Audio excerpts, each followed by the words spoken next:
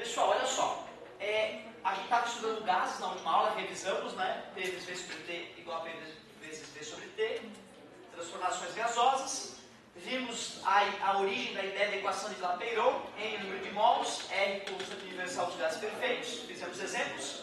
E aí, no finalzinho da aula, começamos a ver o nascimento da termodinâmica, quando o homem descobriu que calor, que fogo poderia gerar movimento.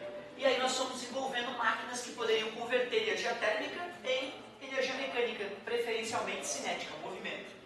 Vimos que para calcular o trabalho realizado por um gás temos duas técnicas. Ou a gente faz P vezes ΔV quando a pressão é constante, ou a gente calcula a área do gráfico, P versus V, quando a pressão é variável. Pressão Pascal, variação de volume em metro cúbico, no sistema internacional, isso vai acabar dando Joule, unidade de energia.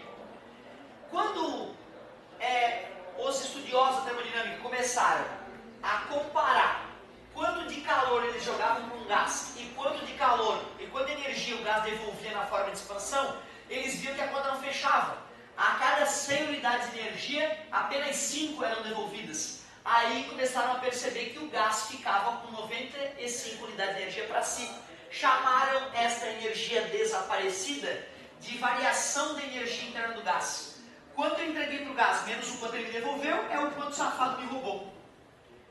Só que isso, na verdade, não é a equação da energia interna do gás. Isso é chamado de primeira lei da termodinâmica.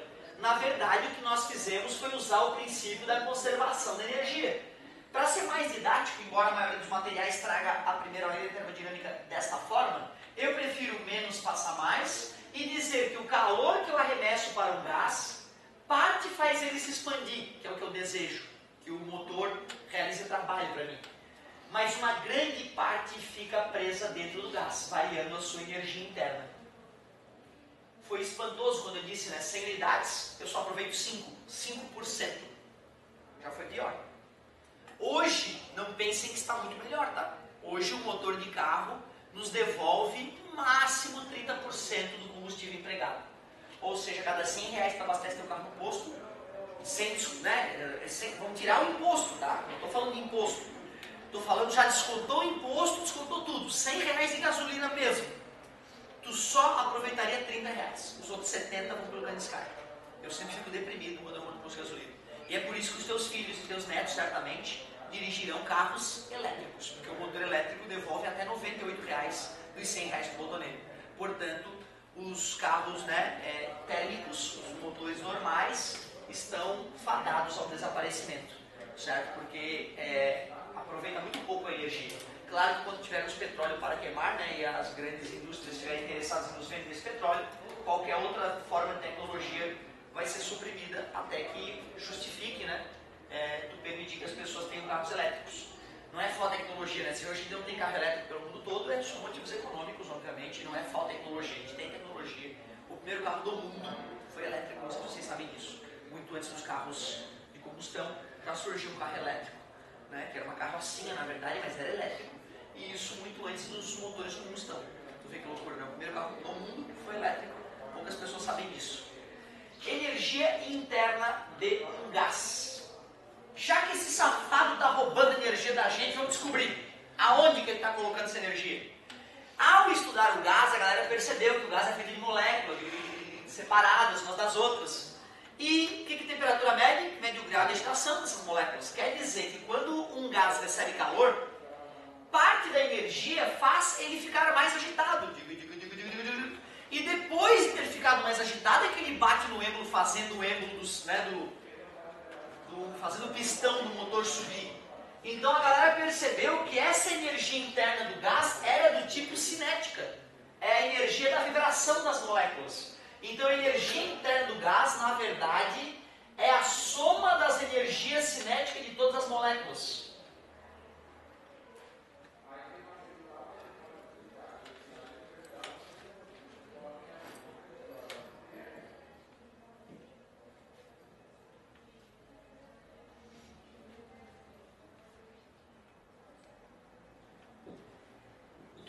Essa é uma dedução que demora um pouquinho para fazer. Eu, de repente, convidaria vocês, depois que a gente terminar a matéria, Sobrando uma aulinha aí antes dos últimos vestibulares do ano, a gente faz essa deduçãozinha para revisar, porque vai revisar um monte de física. Soma da energia cinética de todas as moléculas. Não dá para acreditar, né, que a gente tem matemática para fazer uma continha e descobrir qual é o somatório da energia cinética de todas as moléculas. A fórmula da energia interna de um gás fica 3 meios de nRT, onde N é o número de mols, T a temperatura em Kelvin. Energia interna de um gás depende apenas da temperatura e do número de mols que compõe o gás. Claro, né? Maior a temperatura, maior a velocidade das moléculas, maior a energia cinética. Quanto maior o número de moléculas, maior o NV ao quadrado total. Então, nós deduziremos futuramente essa equaçãozinha, que é uma das deduções mais bonitas, eu diria, do ano. Muito bonita essa dedução. Difícil de acreditar até. Se eu quiser calcular uma variação da energia interna de um gás, como é que eu procedo? Eu pego a energia final e subtraio a energia inicial. Se eu for fazer esse cálculo e o número de mols não varia, então vai ser temperatura final menos 3 meios de nRT, temperatura inicial. Se eu colocar o 3 meios, o N e o R em evidência, ficaria 3 meios de NR delta T. Isso me mostra que se a temperatura aumenta, se T aumenta, a velocidade das moléculas aumenta, a energia interna aumenta. Delta U fica maior que zero, fica positivo. Se a temperatura de um gás diminui, a energia das moléculas diminui, a energia final é menor que a inicial. Se eu faço final menos inicial, dá um resultado negativo, menor que zero. Se T é constante, ou seja, C isotérmica, o que acontece na transformação isotérmica? Claro, já que a temperatura não mudou, o U também não mudou. Se eu faço U final menos U inicial, dá zero. Então, no começo da termodinâmica, nós demos atenção maior ao trabalho realizado por um gás, pressão vezes variação de volume, ou calcula a área do gráfico P versus V. Aí nós vimos a primeira lei da termodinâmica, que nada mais é que o princípio da conservação da energia, e agora nós demos mais atenção para a energia interna de um gás. Vimos que, na verdade, é a energia cinética das moléculas, e vimos que se a temperatura aumenta, a energia interna aumenta, se a temperatura diminui, a energia interna diminui. Outro comentário que vale a pena fazer sobre energia interna de um gás é já direcionando as transformações cíclicas.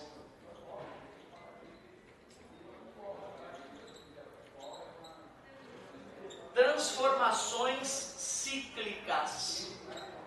O nome é autoexplicativo, né? Uma transformação cíclica é aquela que completa um ciclo.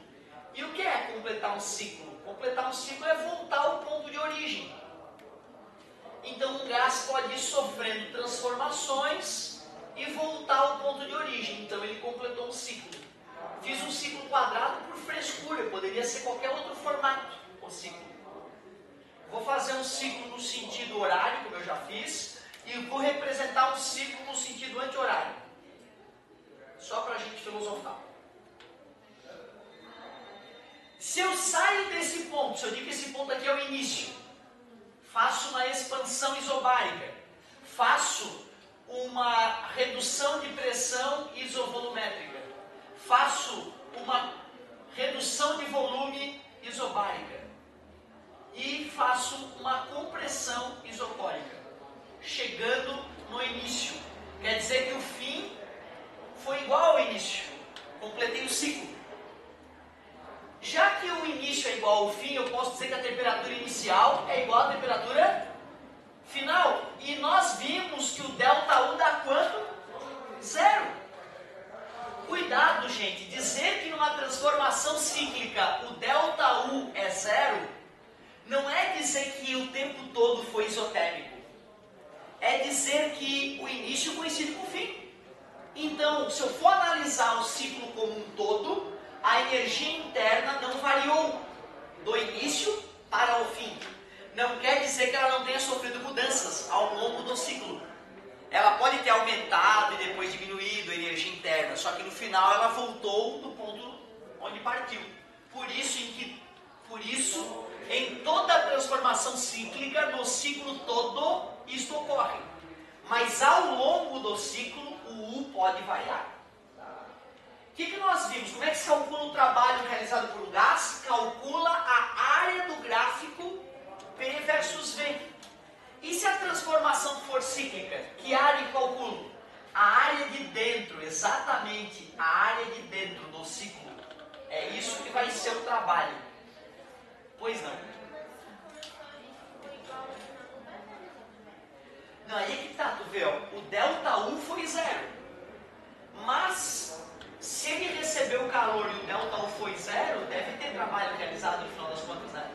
Vamos pensar assim, ó. Quando eu sair daqui e expandir o gás, ele realizou um trabalho positivo. Quando o gás aumenta de volume, o trabalho é positivo. E esse trabalho seria equivalente a toda essa área aqui embaixo. Essa área que eu achurei, mais aquela areazinha de baixo. Quando o gás sofre essa transformação, ele não realizou o trabalho, porque não mudou o volume. Na transformação isso ocorre com W é 0. Quando ocorreu essa transformação daqui para cá, o volume diminuiu. Quer dizer que foi um trabalho negativo.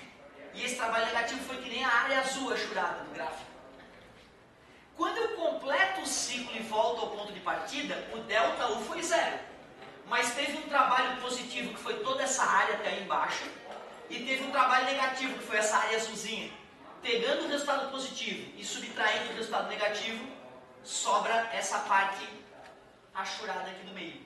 Então, quando um ciclo é no sentido horário, o trabalho fica positivo, que é o caso do motor. Então, um ciclo no sentido horário é sempre de um motor, que a gente chama de máquina térmica quente. Quando eu tenho uma transformação representada no gráfico P versus V, uma transformação cíclica, que está ocorrendo no sentido anti-horário, na volta, ó, vamos supor que aqui foi o início do ciclo, o início. Eu fui para lá, fui para cá. Quer dizer que o volume diminuiu, né? Quer dizer que foi um trabalho negativo. E o trabalho seria toda essa área, inclusive essa partezinha de baixo. Quando eu realizei essa transformação daqui para cá, o volume aumentou, né? Então foi um trabalho positivo, igual a toda essa áreazinha branca aqui de baixo. Se eu pego a área total, que é negativa, e somo com a área branca que é positiva, só sobra a área de dentro do ciclo, que é negativa. Por isso, quando o ciclo tem sentido anti-horário, a gente já sabe que o trabalho é um resultado menor que 0. E a gente sabe que é um ciclo de um refrigerador. Então, tu vê, né, o vestibular pode dar um gráfico de uma transformação cíclica e perguntar para o aluno se se trata de um motor ou de um refrigerador, uma máquina térmica quente ou uma máquina térmica fria.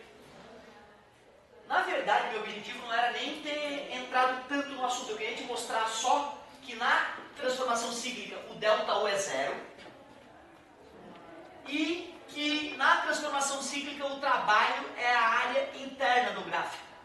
Porque eu queria falar de máquina térmica quente e fria de uma outra maneira, antes de te explicar esse detalhe. Mas veio a calhar. Se o aluno entende que o trabalho é a área do gráfico, que quando o volume aumenta, o trabalho é positivo. Quando o volume diminui, o trabalho é negativo. Se ele para pensar nesses gráficos, ele automaticamente vai concluir que nesse caso o trabalho é positivo, ciclo no sentido horário, e que nesse caso o trabalho é negativo, ciclo no sentido anti-horário.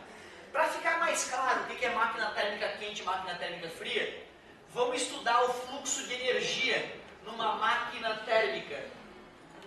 Primeiro vamos ver na máquina térmica quente, que são os motores.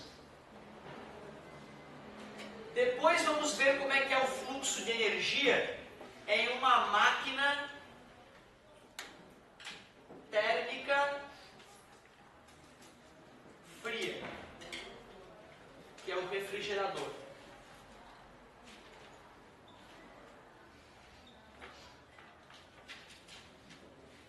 Eu jamais vou me esquecer, cara. Eu tava lá no segundo ano de ensino médio, Tatá me dando aula, hoje ele é colega de física, uns bons cursinhos de Florianópolis, boas aulas até hoje. Ele teve uma história de vida bem parecida com a minha. Aliás, eu tive uma história de vida parecida com a dele, ele deve ter copiado. inconscientemente obrigado. Ele fez engenharia mecânica primeiro e depois é que foi estudar física. E aconteceu exatamente a mesma coisa comigo, desencantado com a frieza da engenharia e desanimado por ter aprendido pouca matemática e pouca física, acabei voltando para a faculdade para fazer física, que é a minha grande paixão.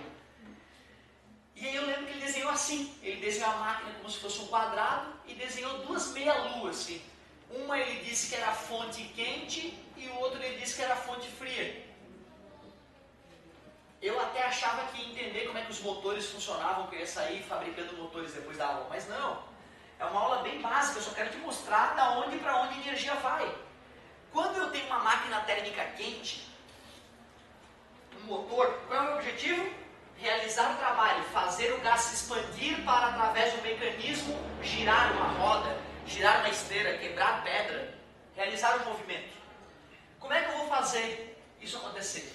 Eu vou de alguma forma pegar a energia da fonte quente, na forma de calor, e arremessar para dentro do gás que compõe a minha máquina térmica, meu motor. Esse gás, ao receber esse calor, se expande, realizando trabalho, que é o meu objetivo. É o que eu esperava. Porém, nós vimos que é impossível converter todo o calor na forma de trabalho, porque o gás, para se expandir, tem que ficar mais agitado. Então, parte da energia recebida já vai ficar com ele.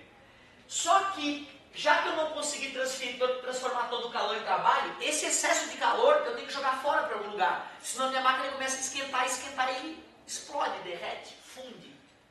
Portanto, eu vou ter que jogar o excesso de calor não aproveitado para a fonte fria. A gente vai chamar de calor da fonte fria. Deixa eu ver se está desligado. No início era 100 e eu aproveitava 5. Quanto que eu jogava fora? Lógico, conservação de energia, vocês usaram. Hoje eu jogo 100 e aproveito 30. Quanto é que vai fora? Que merda. Ou seja, continua a ideia da conservação de energia. O trabalho que uma máquina realiza é o calor que ela recebe da fonte quente, menos o calor que ela rejeita para a fonte fria. Esta fórmula nem sempre é fornecida no vestibular. Geralmente não é fornecida, porque ela é bem lógica. Ela é bem lógica. Vocês responderam de cabeça, sem grandes sofrimentos. Pessoal, tu pode fazer o símbolo que tu quiser para a tua fonte quente, para a tua fonte fria, para a tua máquina térmica. Não precisa ser um quadrado e meia lua. Então, assim, se tu estiver apaixonado, tu faz um coração. Se tu gosta de triângulo, tu usa um triângulo. Certo? Se tu não gosta de formas definidas, tu faz uma coisa amorfa ali, sem problema. Agora é uma máquina térmica fria. Vai continuar existindo a fonte quente, vai continuar existindo a fonte fria. Só que agora o objetivo do refrigerador é diferente, é esfriar. E eu quero esfriar o que já está frio. Na minha casa, o refrigerador fica esfriando a parte interna da geladeira, que é a fonte fria. Eu quero retirar calor da fonte fria. Para isso ocorrer, eu tenho que usar um compressor e tenho que espremer um gás dentro do refrigerador. Ao espremer esse gás dentro do refrigerador, ao aplicar trabalho nesse gás, eu vou conseguir retirar calor da fonte fria e jogar esse calor para a fonte quente. Observe que a única coisa que mudou foi o sentido das setas. Continua a mesma ideia. Seria o equivalente a pegar essa equação e multiplicar ela por -1. Continua dando o mesmo resultado. Então esta equação também é válida para máquinas térmicas frias. Deixa eu ver se tem um bom senso já desenvolvido. Tirei 100 unidades de energia da minha geladeira, do meu refrigerador. Mas para isso eu gastei 50 unidades de energia. Quanto que eu joguei fora para a fonte quente? 150. Eu tirei 100 daqui, né? E joguei 50 dentro da máquina. Se entrou 150, tem que sair 150. É isso aí. É isso aí. Máquinas térmicas frias, máquinas térmicas quentes, só muda o fluxo de energia. A ideia é praticamente a mesma. Depois nós vamos falar mais tecnicamente de como é que o refrigerador funciona. Aliás, vamos bater o papo agora. É igual o desodorante aerosol. Fica geladinho. Dentro da geladeira tem um desodorante aerosol lá no freezer de vez em quando. Aí vai mantendo frio. Quando eu faço esse, eu transformei um gás que estava liquefeito, né, em vapor.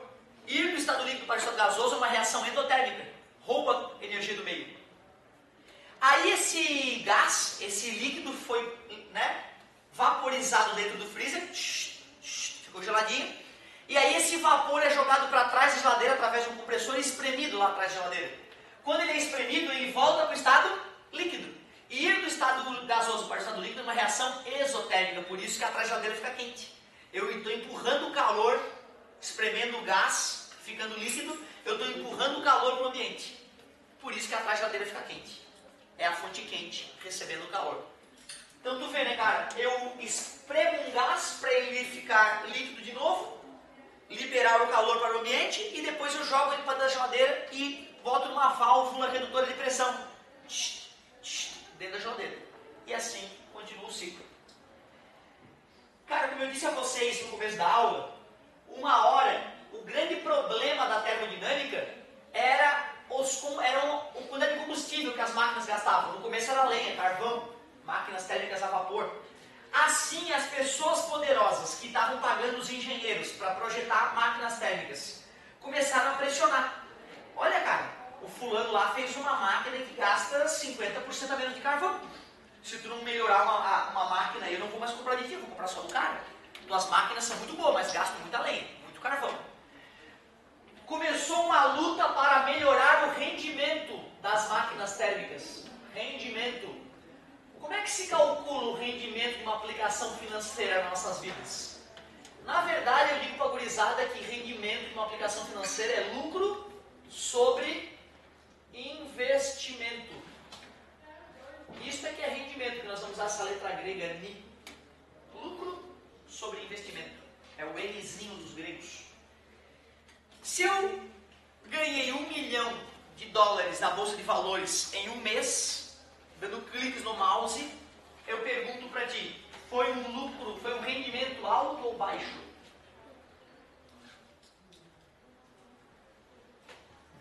Lucrei $1 milhão em um mês. Rendimento alto ou baixo? Depende do investimento. Se foi 1 trilhão, foi ridículo, baixíssimo. Tu é uma mula das finanças. Se foi 1 centavo, tu é um gênio. Tu é um gênio com 1 centavo, tu criou $1 milhão em um mês, tu é um gênio. O que importa não é quanto dinheiro entrou na tua empresa, é quanto de dinheiro entrou em relação ao quanto tu botou de dinheiro, né? Por isso que, pô, se teu pai, se tua família é muito rica, é relativamente fácil continuar bem de vida. Tu investe o dinheiro no lugar certo, mesmo com uma taxa de retorno baixa, vai vir um vulto tão grande que para ti vai dar para sobreviver dignamente. Então, rendimento é lucro sobre investimento. Eu preciso saber o quanto eu lucrei e o quanto eu investi. Numa máquina térmica, meus amigos, eu pergunto a vocês, qual é o lucro que eu espero? Se for uma máquina térmica quente, o lucro que eu espero é que esse motor realize trabalho. E que investimento que eu fiz nesse motor para ele poder realizar trabalho? Calor da fonte quente. Eu tive que jogar lenha lá na fornalha, eu tive que botar gasolina para queimar dentro do motor. É assim o rendimento de uma máquina térmica. Trabalho sobre calor da fonte quente. Mas nós vimos que, dá para escrever o trabalho como Q menos QF.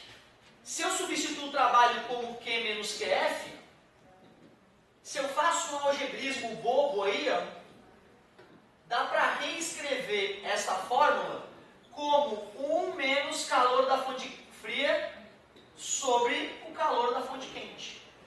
Eu não gosto muito dessa fórmula, porque eu acho ela boba. Eu acho que se eu sei essa ideia de lucro sobre investimento e conheço essa ideia de conservação de energia, essa fórmula é inútil. Porém, eu quero te mostrar um detalhe a respeito dela. Não se esqueçam, nas entrelinhas do nosso estudo ficou óbvio o que a gente chama de segunda lei da termodinâmica. O que diz a segunda lei da termodinâmica?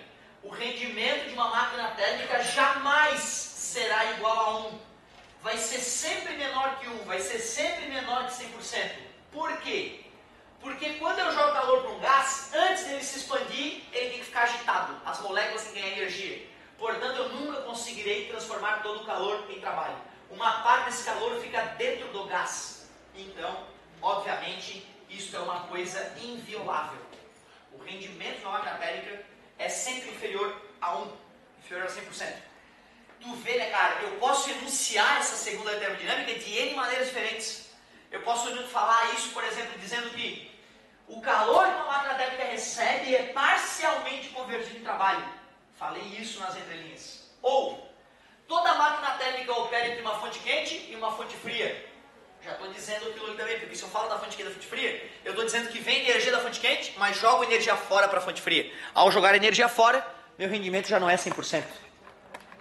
Uma máquina térmica, o trabalho é sempre menor que o calor da fonte quente. Estou dizendo a mesma coisa com palavras diferentes. Na tentativa de melhorar o rendimento das máquinas térmicas, teve um sujeito que fez um serviço definitivo.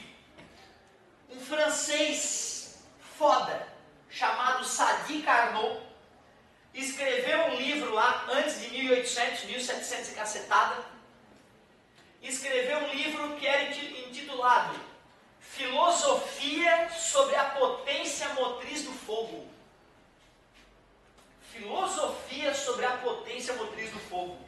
Nós sabemos que o fogo tem uma certa potência motriz, que ele tem uma capacidade de gerar movimento. E o Carnot, Sadi Carnot, no livro dele falava de um ciclo idealizado, o ciclo de Carnot. Idealizado. Ele só existe no mundo das ideias, esse ciclo. Na prática, ele é impossível de ser realizado. Mas, de acordo com Carnot, se esse ciclo fosse obedecido, ele geraria o melhor rendimento possível para uma máquina térmica.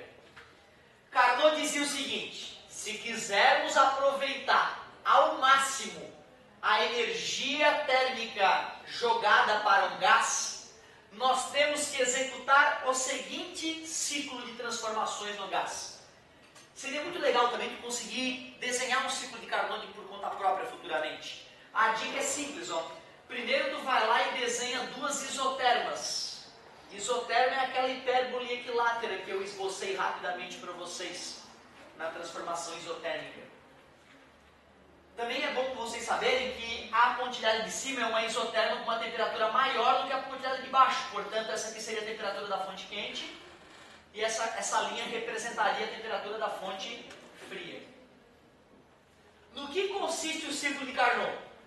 O Carnot disse, se tu quiser aproveitar toda a energia que o térmico joga para o gás, primeiro tu faz esse gás se expandir isotermicamente. Expansão isotérmica. Mas nós sabemos que um gás, quando se expande, fica geladinho. Carnot não está aí para Deus. Deus criou os gases de forma que, ao se expandir, eles baixam a temperatura. Carnot disse, dane-se, eu quero que o gás se expanda com a temperatura constante. Se isso acontecer, tu vai aproveitar bem a energia. Se isso não acontecer, tu vai desperdiçar energia. Se isso é impossível, problema da natureza. Carnot descobriu qual era a maneira perfeita de fazer a coisa acontecer. Carnot ainda disse, agora tu expande esse gás adiabaticamente. O que é uma transformação adiabática? É aquela que ocorre sem troca de calor. Mas nós sabemos que o gás tende a esfriar. E se ele tende a esfriar, ele tende a receber calor da fonte quente, pô. Então tu vê, né? Carnot diz, não me interessa. Faça ele se expandir sem receber calor. Para completar a história, Carnot pediu para comprimir o gás isotermicamente, e nós sabemos que ao comprimir o gás, ele tende a esquentar. E finalmente ele fala, expanda o gás uma última vez adiabaticamente. Se esse ciclo for obedecido, esta máquina terá o melhor rendimento possível, que obviamente não é 100%. Afinal, isto é uma lei inviolável. Para que tu fique fera a respeito do ciclo de Carnot, eu preciso que tu consiga reconhecer e denominar cada uma dessas 4 transformações que nós acabamos de acompanhar. O que era mesmo a transformação AB? Isotérmica, o que? Expansão ou compressão? Não se iluda, olha o volume. Expansão, né? O volume A está por aqui assim, o volume B já está mais adiante. Apesar do gráfico ter descido, foi uma expansão. Então tu tem que olhar para aquela transformação e saber que é uma expansão, porque o volume aumentou.